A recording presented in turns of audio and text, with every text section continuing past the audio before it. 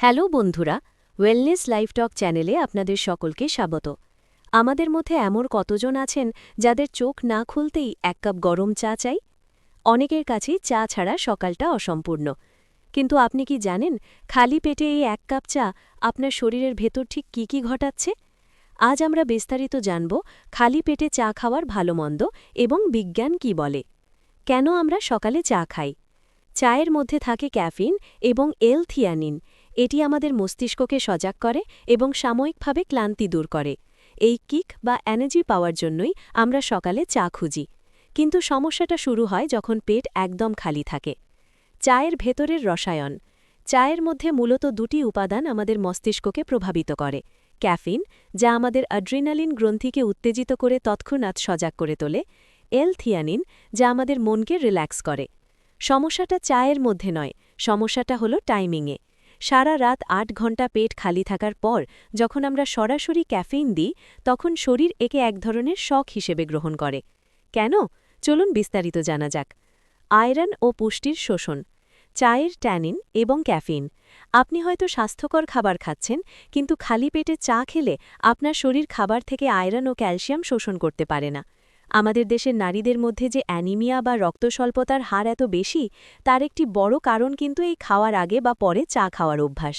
এটি খাবারের পুষ্টিগুণকে নষ্ট করে দেয়। পাকস্থলীর ওপর প্রভাব। অ্যাসিডিটি ও আলসার। আমাদের পাকস্থলীতে প্রাকৃতিকভাবেই অ্যাসিড থাকে, যা খাবার হজমে সাহায্য করে। চা হল আম্লিক বা অ্যাসিডিক প্রকৃতির। যখন খালি পেটে চা ঢোকে, তখন এটি পাকস্থলীর অ্যাসিডের ভারসাম্য নষ্ট করে দেয়। এর ফলে বুক জ্বালাপোড়া করা বা হার্টবার্ন ও টক ঢেকুর উঠতে পারে।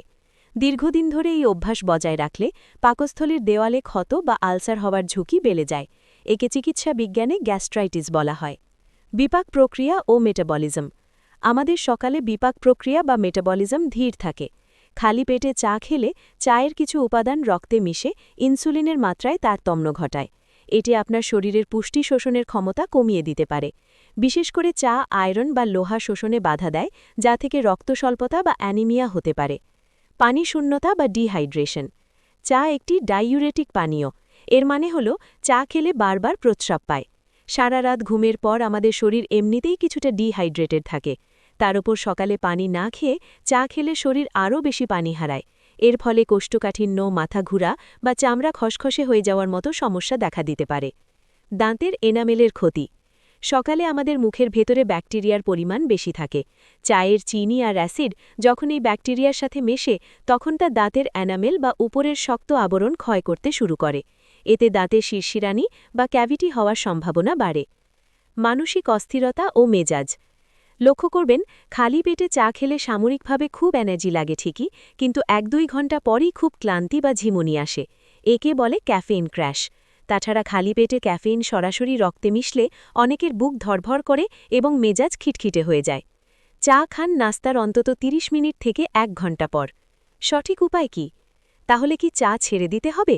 একদমই না, শুধু নিয়মটা বদলাতে হবে।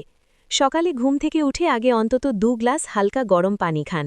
চায়ের সাথে অন্তত ২টো বিস্কুট, মুড়ি বা হালকা কোনো নাস্তা রাখুন।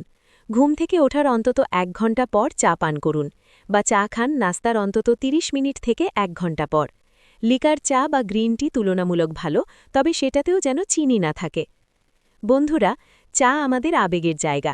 এটাকে বাদ দেওয়ার কথা আমি বলছি না, শুধু বলছি খাওয়ার নিয়মটা বদলে ফেলুন। অভ্যাসের সামান্য পরিবর্তন আপনাকে বড় বড় রোগ থেকে বাঁচাতে পারে। শরীরকে ভালোবাসলে শরীরও আপনাকে সুস্থতা ফিরিয়ে দেবে। আপনার সকালের চায়ের অভ্যাস কেমন?